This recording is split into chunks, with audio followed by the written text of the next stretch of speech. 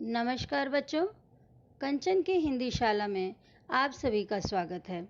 आज हम लोग पढ़ेंगे स्पर्श भाग 1 से रहीम के दोहे। आइए सर्वप्रथम हम लोग रहीम दास जी के जीवन के बारे में जानते हैं। रहीम दास जी का पूरा नाम अब्दुल रहीम खान खाना था।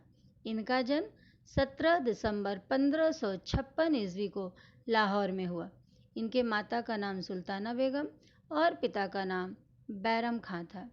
रहीम दास जी मध्ययुगीन दरबारी संस्कृति के प्रतिनिधि कवि माने जाते हैं और अकबर के 9 रत्नों में से एक थे।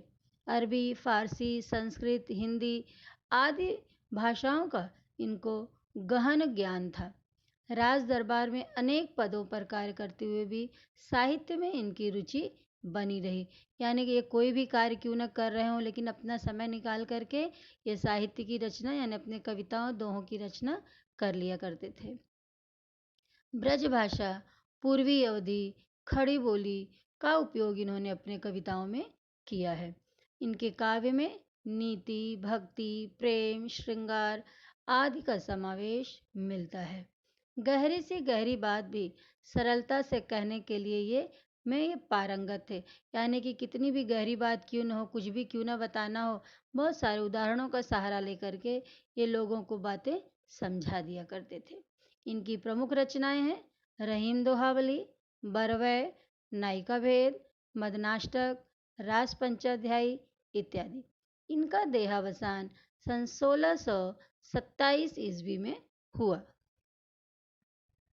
आइए सर्वप्रथम हम लोग अपने पाठ्यक्रम के पहले दोहे को देखते हैं। रहीमन धागा प्रेम का मत तोड़ो चटकाए, टूटे से फिर ना जुरे, जुरे गांठ परी जाए। प्रस्तुत दोहे में रहीमदास जी क्या बताना चाहते हैं कि जो प्रेम होता है बहुत ही नाजुक होता है। हमारे जो संबंध होते हैं, रिश्ते नाते होते हैं, बहुत ही नाजुक होते हैं। वे एक धागे के समान होते हैं। इसे बहुत संभाल कर रखना चाहिए, क्योंकि धागे को अगर हम खींच के एक बार तोड़ देते हैं तो उसमें फिर से वो जुड़ता नहीं है, और जुड़ भी जाता है तो उसमें गांठ पड़ जाता है। ठीक उसी प्रकार से प्रेम रूपी धागे यानी टूटे रिश्ते को फिर से जोड़ना बेहद मुश्किल होता है। अगर हम कोशिश करके प्रेम के रिश्ते को जोड़ भी लें, तब भी लोगों के मन में कोई न कोई दरार बाकी रह जाती है। रहीम जी का अगला दोहा। रहीमन निज मन की बिथा, मन ही राखो गोय, सुन अठिलइहें लोग सब, बाँट न लइहें कोय।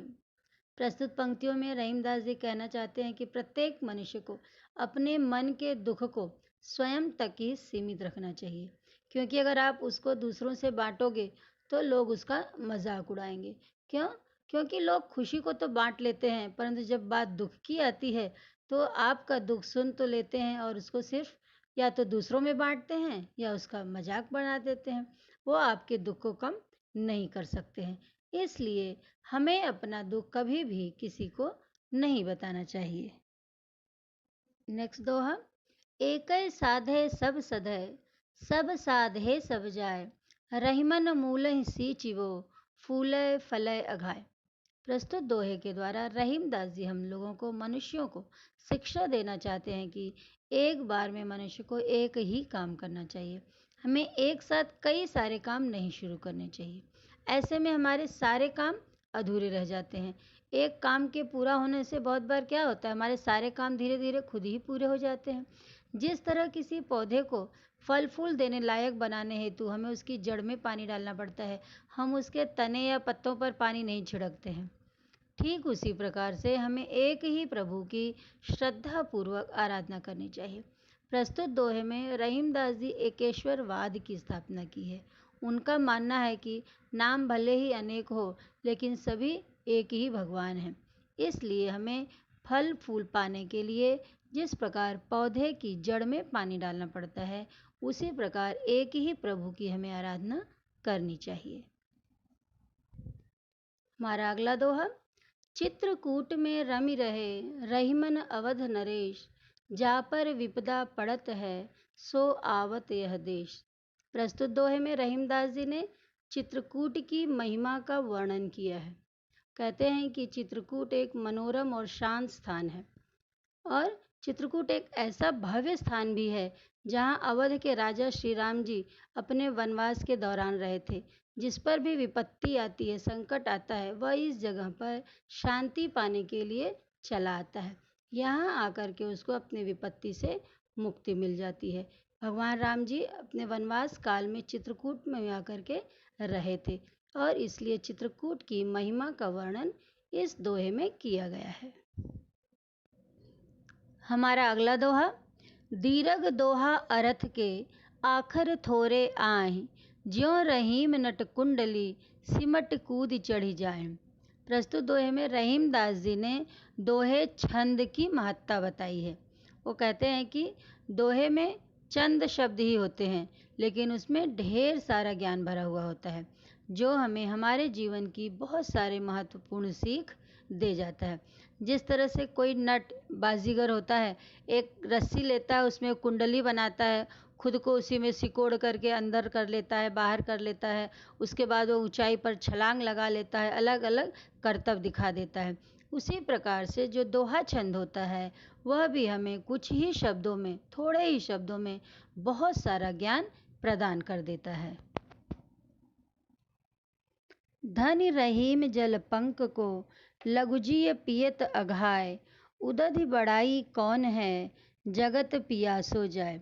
प्रस्तुत दोहे में रहीम दास जी ने परोपकार के महत्व को प्रतिपादित किया है।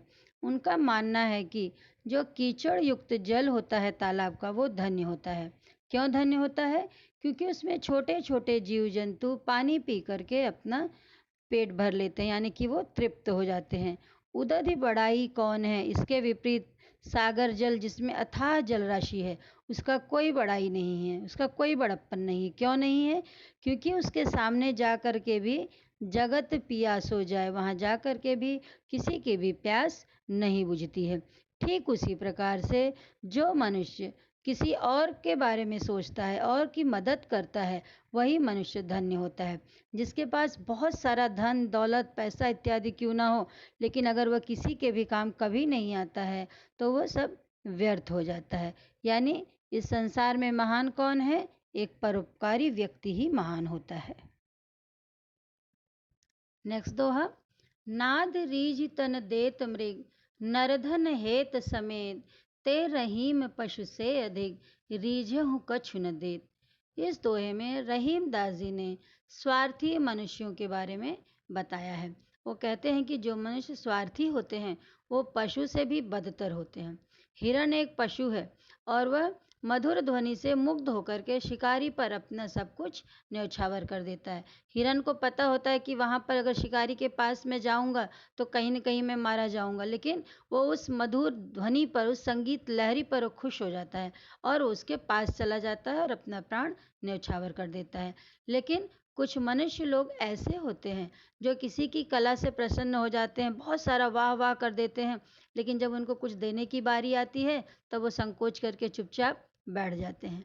इस तरह वे मनुष्य पशुओं से भी बदतर होते हैं जो कला का लुत्फ तो उठा लेते हैं, मज़े ले लेते हैं, परंतु बदले में कुछ नहीं देते हैं। बिगड़ी बात बने नहीं, लाख करो किन कोय, रहीमन फाटे दूध को, मथे न माखन होए। रहीम जी ने हमें जीवन से संबंधित कई शिक्षाएं दी हैं और उन्हीं में से यह एक शिक्षा यह है कि हमें हमेशा कोशिश करनी चाहिए कि कोई भी बात कभी बिगड़े नहीं। जिस प्रकार अगर एक बार दूध फट जाता है तो फिर लाख कोशिशों के बावजूद भी हम उसे मथकर मक्खन नहीं बना सकते हैं, ठीक उसी प्रकार से अगर एक बार कोई बात बिगड़ जाती है तो हम उसे पहले जैसे ठीक नहीं कर सकते हैं। इसलिए बात बिगड़ने से पहले ही हमें उसे संभाल लेना चाहिए। इसलिए कहा जाता है कि हमें हमेशा कुछ बोलने से पहले सोच समझकर बोलना चाहिए, क्योंकि अगर एक बार हमारे मुंह से कोई बात निकल जाती है, हम किसी को कुछ कह देते हैं, अगर वो अपशब्द है, अगर वो कुछ गलत बात है, तो हम उसको फिर से उन शब्दों को वापस नहीं ले सकते हैं। पहले ही सोच समझकर बात करना ज़्यादा सही होता है। नेक्स्ट दोहा, रहीमन देखि बड़ेन को, लघु न दीजिए डार, जहाँ काम आवे सुई, कहाँ करे तलवार। प्रस्तुत दोहे में रहीमदास जी बताना चाहते हैं कि छोटी और बड़ी दोनों वस्तुओं का अपना एक महत्व होता है, अस्तित्व होता है, उनका अपना एक स्थान होता है। कभी भी हमें बड़ी वस्तु को देख करके छोटी वस्तु का अनादर नहीं करना चाहिए। किसी बड़े व्यक्ति को देख करके, धनवान व्यक्ति को देख करके किसी निर्धन का या छोटे व्यक्ति का भी अनादर नहीं करना चाहिए, क्योंकि सबका अपना एक महत्व होता है। जैसे छोटी सी सुई है, उसका काम तलवार कभी भी पूरा नहीं कर सकता। अगर हमारे कपड़े सिलने का काम कहीं आवश्यक पड़ गया है तो वहाँ पर सुई ही काम आ सकती है, तलवार वहाँ पर निरर्थक हो जाता है। अगला दोहा, रहीमन निज संपत्ति बिना कोउ न विपत्ति सहाय, बिनु पानी ज्यों जलज को नहीं रवि सके बचाए। प्रस्तुत पंक्तियों में रहीमदास जी यह कहना चाहते हैं कि जब मुश्किल समय आता है तो हमारी स्वयं की संपत्ति ही हमारी सहायता करती है, अर्थात हमें स्वयं की सहायता स्वयं ही करनी होती है। दूसरा कोई हमें उस विपत्ति से नहीं निकाल सकता है। जिस प्रकार से पानी के बिना कमल के फूल को सूर्य के जैसा तेजस्वी भी नहीं बचा पाता है और वह मुरझा जाता है, उसी प्रकार बिना संपत्ति के मनुष्य का जीवन निर्वाह हो पाना असंभव हो जाता है। इसलिए हमें हमेशा अपने विपत्ति के समय के लिए कुछ संपत्ति बचा के रखनी चाहिए। हमारा अगला दोहा, रहीमन पानी राखिए बिन पानी सब सोन, पानी गए न ऊबरे मोती मानुष चून। प्रस्तुत दोहे में रहीमदास जी ने पानी के महत्व को प्रतिपादित किया है। उनका मानना है कि पानी को बचा करके रखना चाहिए, क्योंकि पानी के बिना सब कुछ सूना है, अर्थात व्यर्थ है। पानी के जाने से मोती अपनी चमक खो देता है, यानी कि मोती के चमक में पानी का अर्थ है चमक, और चूना पानी के बिना सूख कर बेकार हो जाता है। ठीक उसी प्रकार से सम्मान के खो जाने से मनुष्य के जीवन का कोई अर्थ नहीं रह जाता है। इस प्रकार से प्रस्तुत दोहे में रहीमदास जी ने पानी के 3 अर्थ बताए हैं। मानव के संबंध में मान सम्मान इज्जत, चूना के संदर्भ में साधारण पानी, उसके बिना चूना सूख कर व्यर्थ हो जाता है, और मोती के संदर्भ में उसकी चमक, बिना चमक के मोती का कोई मोल नहीं होता है। धन्यवाद बच्चों।